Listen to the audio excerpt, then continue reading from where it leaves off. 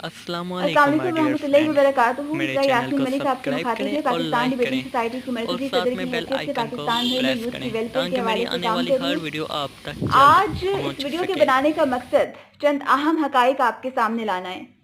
1995 में मेरे वालिद जो कि सरकारी मुलाजमत से ट्रांसफर होके सून से केसर से रब्वा आते हैं और मेरी जाए पैदाइश रब्वा ही है। रब्वा वो शहर है जो पाकिस्तान का हिस्सा होते हुए भी पाकिस्तान का हिस्सा नहीं है, क्योंकि यहाँ के लोग आईने पाकिस्तान को तस्लीम नहीं करते हैं। अहले रब्वा यानी कादियानी वो लोग हैं जो कि नबी पाक सल्लल्लाहु अलैहि वसल्लम को आखिरी नबी नहीं मानते, बल्कि गुलाम अहमद कादियानी को आखिरी नबी मानते हैं। और ये वो शख्स है जो कि अंग्रेज़ों का एक ब्रांड है, जो कि एक दज्जाली फितना है, जिसको सोचे समझे मंसूबे के तहत मुसलमानों के दरमियान लाया गया। और इसका मकसद सिर्फ ये था कि मुसलमानों से खौफजदा थे अंग्रेज, और वो चाहते थे किसी तरीके से उनके जहनों से जहाद का कंसेप्ट जो है वो ख़त्म कर दिया जाए। और इस मकसद के लिए गुलाम अहमद कादियानी को इस्तेमाल किया। और आज कादियानी उसी चीज़ को संभाले हुए हैं, उसी प्रोपेगेंडा के तहत जो है ये जो इनका एक नारा है love for all hate for non, ये दरअसल जहाद के कंसेप्ट को ख़त्म करने के लिए एक बज़ाहिर इन्होंने लिबादा ओढ़ा हुआ है लव फॉर ऑल का। और ये कितना लव फॉर ऑल है ये भी मैं आपको इंशाल्लाह अभी बताने वाली हूँ। अच्छा, ये जो गुलाम अहमद कादियानी अपनी किताब रूहानी खजाइन में लिखता है, जिल्द नंबर 18 और सफ़ा नंबर गालिबन 207 है, बेशक कुरान मजीद में मुझे ही अहमद और रसूल कहा गया, मोहम्मद और रसूल कहा गया। फिर लिखता है कि सच्चा खुदा वो है जिसने कादियान में अपना रसूल भेजा। सुनिए, यहाँ ये साबित होता है कि कादियानी जो खुद को अहमदी मुस्लिम लिखते हैं हर जगह और मुसलमान कहलवाने की जिद पे अड़े हुए, वो किसी तौर भी मुसलमान कहलाने के तो क्या गैर मुस्लिम कहलाने के भी हकदार नहीं है, क्योंकि वो तो मुर्तदीन है।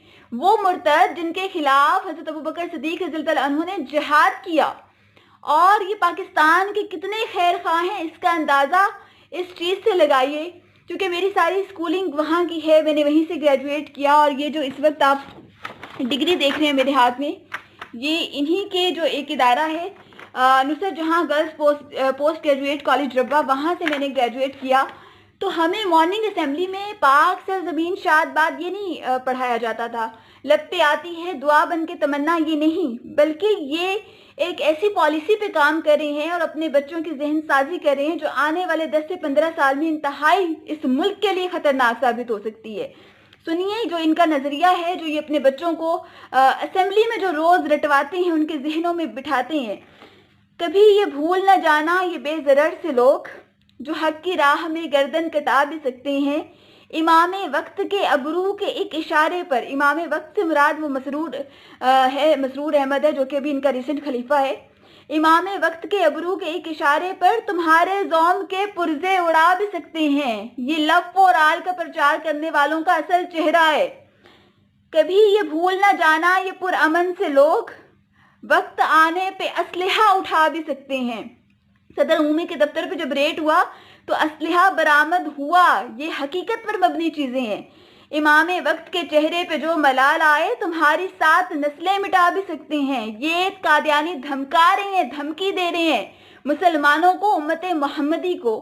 और समझ से बालातर है कि हर चौथे रोज जो है, हर चौथे महीने किसी न किसी को हमदर्दी का बुखार चढ़ जाता है। कभी कादियानी को ओहदा देने की बात होती है, कभी खत्मे नबूवत की मोहर को छेड़ दिया जाता है, उसमें तरमीम की जाती है, कानून में उसकी बात होती है।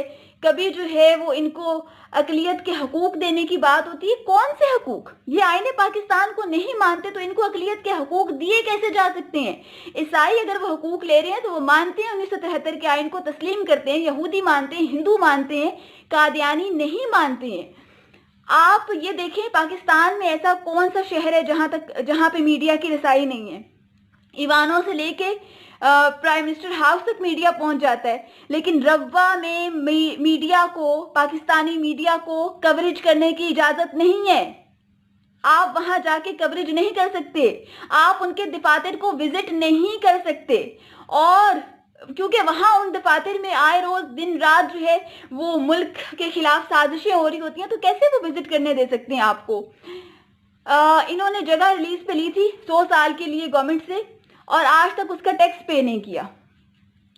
آپ یہ دیکھیں، ربوہ سے لے کر احمد نگر اور اس سے آگے لالیاں اور سیال موڑ تک یہ زمینیں خرید چکے ہیں اور وہاں اپنی بستیاں بسا چکے ہیں، ملک بھر میں اپنے لوگوں کو لا کر کے آباد کر کے اور ایک مضبوط اپنا نیٹ ورک بنا رہے ہیں۔ آج اگر ہم نے اس قادیانیت پر ایک واضح حکمت عملی نہیں اپنائی، یاد رکھیے گا جو نبی پاک صلی اللہ علیہ وآلہ وسلم کے لیے اپنے دل میں بغض رکھتے ہیں نا، وہ کبھی آپ کے دوست نہیں ہو سکتے، وہ کبھی آپ کے ساتھ جو ہے وہ ایک محبت اور خلوص کے ساتھ پیش نہیں آ سکتے۔ میری آپ سب سے یہ گزارش ہوگی کہ قادیانیت کے اوپر ایک واضح موقف اپنائیں اور اس میں ذرا بھی لچک جو ہے وہ کسی صورت نہیں ہونی چاہیے۔